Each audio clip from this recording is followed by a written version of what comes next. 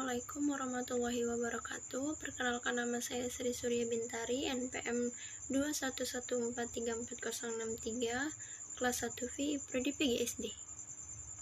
Pendidikan di Indonesia telah ada sejak tahun 1901 dan Belanda telah mendirikan sekolah-sekolah di Indonesia untuk kalangan pribumi.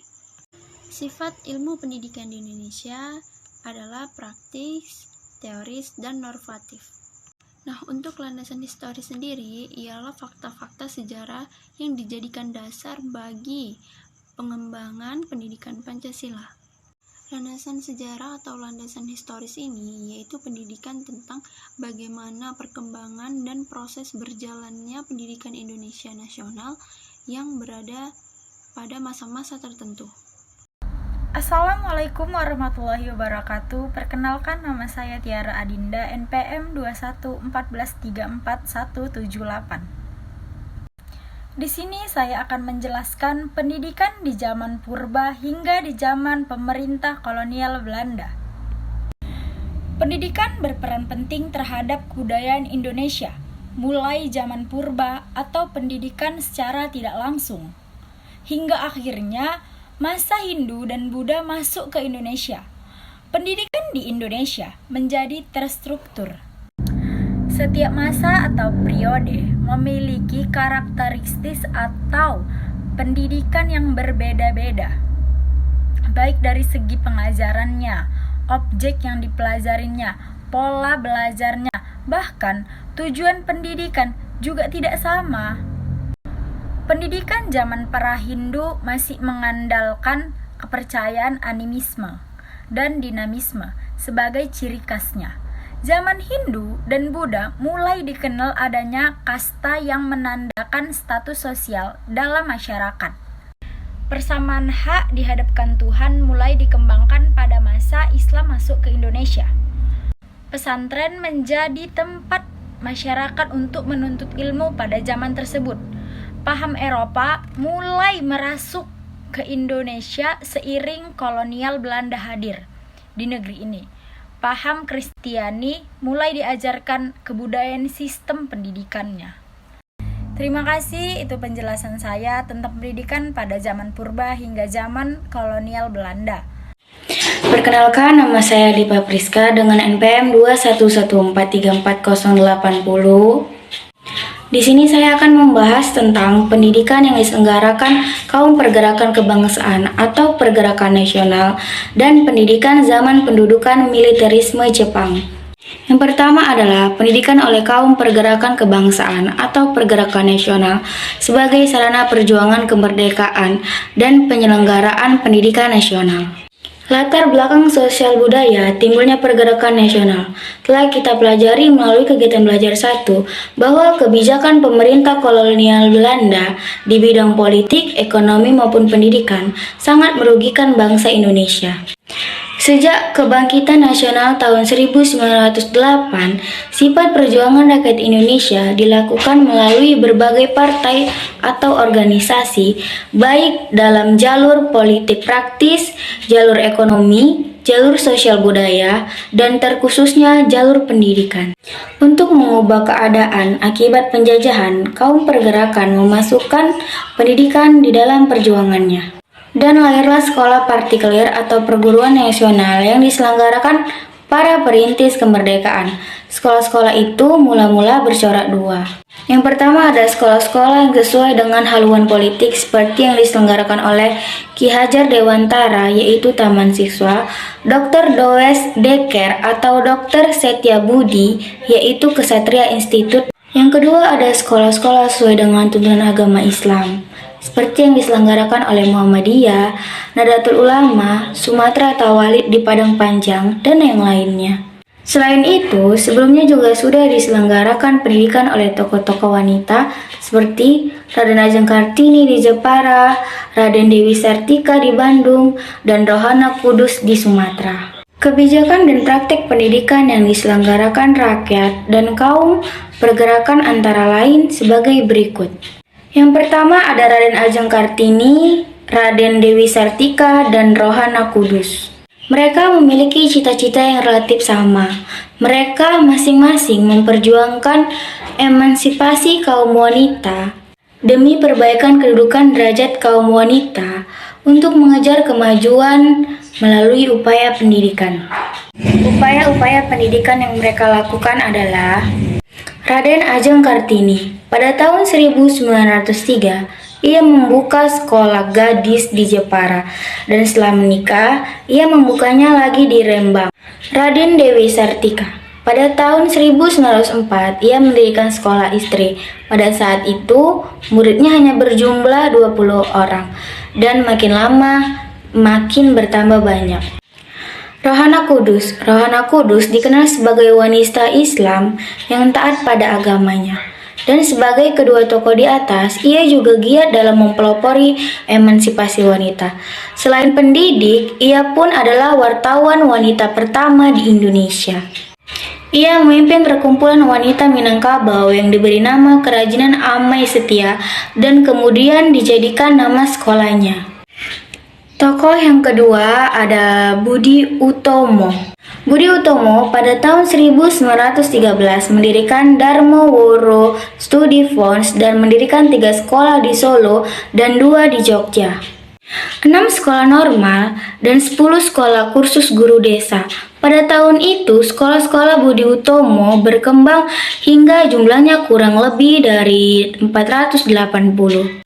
Yang berikutnya ada Muhammadiyah. Pada tanggal 18 November 1912, KH Ahmad Dahlan mendirikan organisasi perkumpulan Muhammadiyah di Yogyakarta.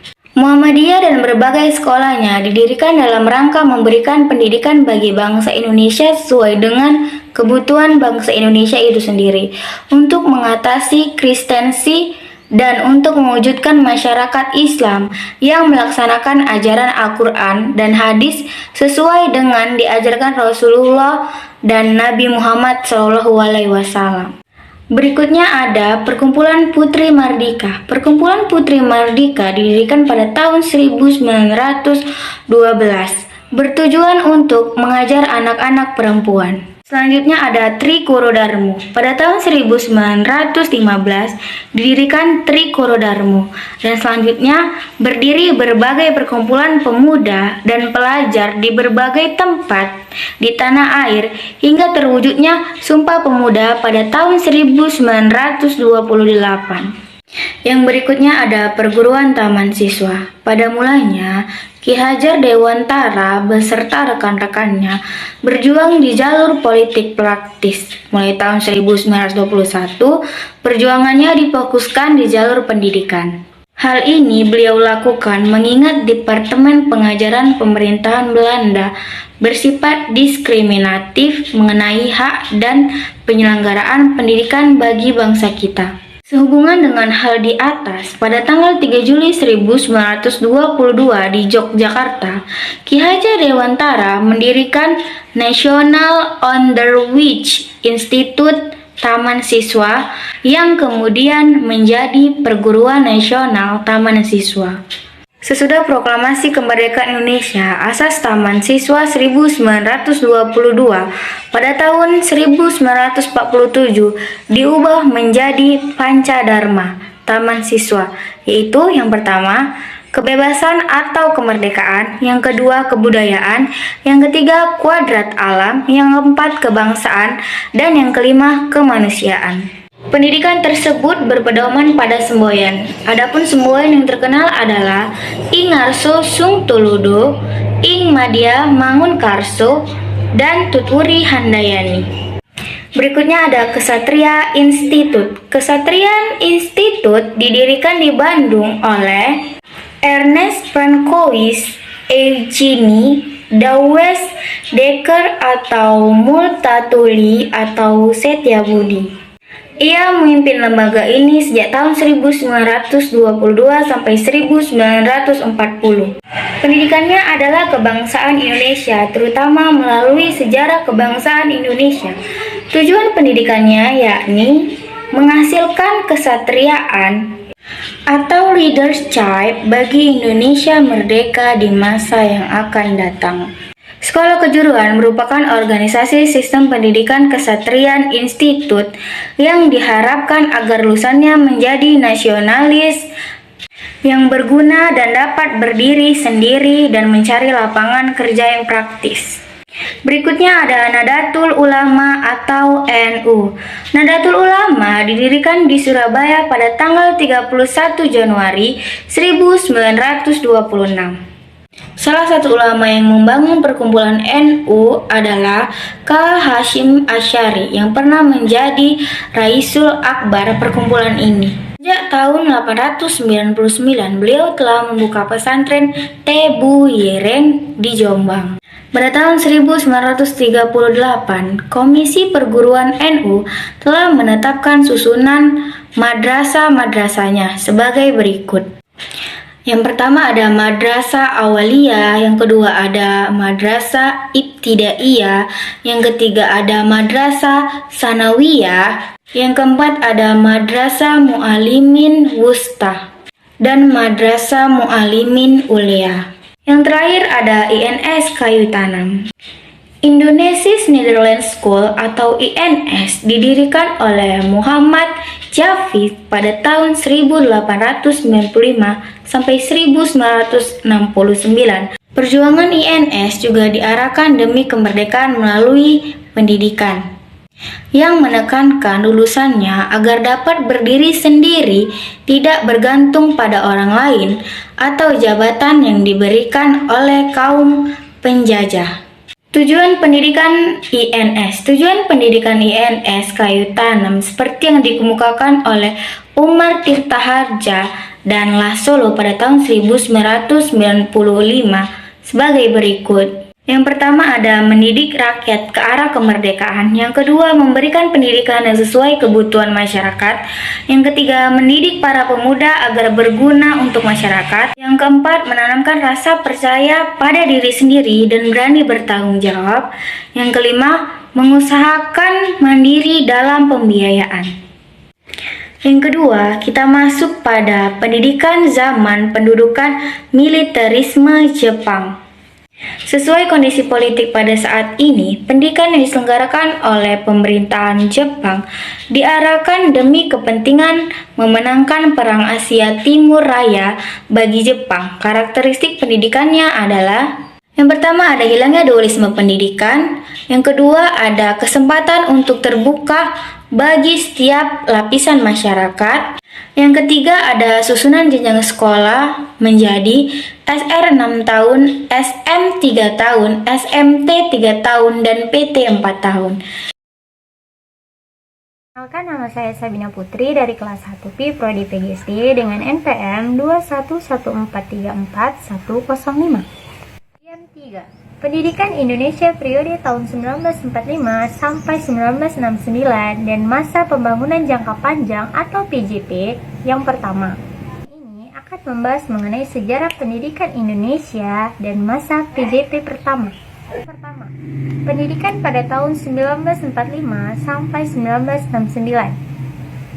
Zaman Revolusi Fisik Kemerdekaan. Setelah proklamasi kemerdekaan 17 Agustus 1945, pada tanggal 18 Agustus 1945, PPKI menetapkan Undang-Undang Dasar 1945 sebagai dasar negara. Bersama dengan berjalannya Revolusi Fisik, pemerintahan mulai mempersiapkan sistem pendidikan nasional sesuai amanat Undang-Undang Dasar 1945. B. Peletakan dasar pendidikan nasional. Pada tanggal 18 Agustus 1945, PPKI menetapkan Undang-Undang Dasar 1945 sebagai konstitusi negara. Namun, ketika Konferensi Meja Bundar, terbentuklah Republik Indonesia Serikat atau RIS yang memberlakukan Undang-Undang Dasar RIS. Pada saat Republik Indonesia Serikat kembali ke Negara Kesatuan RI, Undang-Undang Dasar Republik Indonesia Serikat diganti dengan Undang-Undang Dasar Sementara atau Undang-Undang Nomor 7 Tahun 1950. Karena konstitusi gagal menyusun Undang-Undang Dasar, maka tanggal 5 Juli 1959 keluarlah Dekret Presiden yang menyatakan bahwa bangsa dan kesatuan negara Republik Indonesia kembali menjadi Undang-Undang Dasar 1945. C. Demokrasi pendidikan sesuai dengan Undang-Undang Dasar 1945 dan Undang-Undang RI Nomor 4 Tahun 1950. Meskipun menghadapi berbagai kesulitan, pemerintah mengusahakan terselenggaranya pendidikan yang bersifat demokratis, yaitu kewajiban belajar sekolah dasar untuk anak yang berusia 8 tahun. Rencana belajar sekolah dasar ini direncanakan selama 10 tahun, pada tahun 1950 sampai 1960. D. Lahirnya LPTK pada tingkat universitas. Apabila dalam pelaksanaan kewajiban belajar SD menimbulkan PK-PKTB, SGB, dan SGA, maka untuk guru sekolah menengah dilaksanakan melalui PGSLP, serta kursus sekolah B1 dan kursus sekolah B2 untuk sekolah lanjutan atas. Dalam rangka meningkatkan mutu pendidikan, maka atas dorongan Profesor Muh E, lahirlah perguruan tinggi sekitar tahun 1949 sampai 1961. Indonesia telah mendirikan beberapa PT, antara lain yaitu Universitas Gadjah Mada, Universitas Indonesia, Universitas Airlangga, Universitas Andalas, dan Universitas Sumatera Utara di Medan. F. Era pembangunan semesta berencana tahap pertama pada tahun 1961 sampai 1969. Dekret Presiden 5 Juli 1959 dikenal sebagai Manifesto Politik atau Manifol. Di dalam TAP, pembangunan berencana tahap pertama ini merupakan pembangunan dari masa peralihan menuju masyarakat adil dan makmur. Pembangunan tersebut bersifat menyeluruh. Dasar-dasar pembangunan tersebut ialah sila dan manifol, serta untuk mengembangkan kepribadian Indonesia. Dalam era ini, monopol dijadikan doktrin negara. Era pembangunan semesta berencana tahap pertama pada tahun 1961 sampai 1969. Dekret Presiden 5 Juli 1959 dikenal sebagai Manifesto Politik atau Manifol. Di dalam TAP, pembangunan berencana tahap pertama ini merupakan pembangunan dari masa peralihan menuju masyarakat adil dan makmur. Pembangunan tersebut bersifat menyeluruh. Dasar-dasar pembangunan tersebut ialah Pancasila dan Manifol, serta untuk mengembangkan kepribadian Indonesia. Dalam era ini, monopol dijadikan doktrin negara. Dan dalam perkembangan selanjutnya, intisari monopol dirangkum dengan kependekan USDEK, yang artinya Undang-Undang Dasar 1945.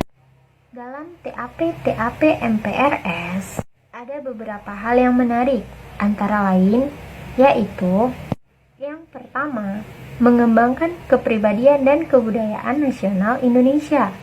Yang kedua, Pancasila dan monopol dijadikan pendidikan utama di perguruan rendah dan perguruan tinggi.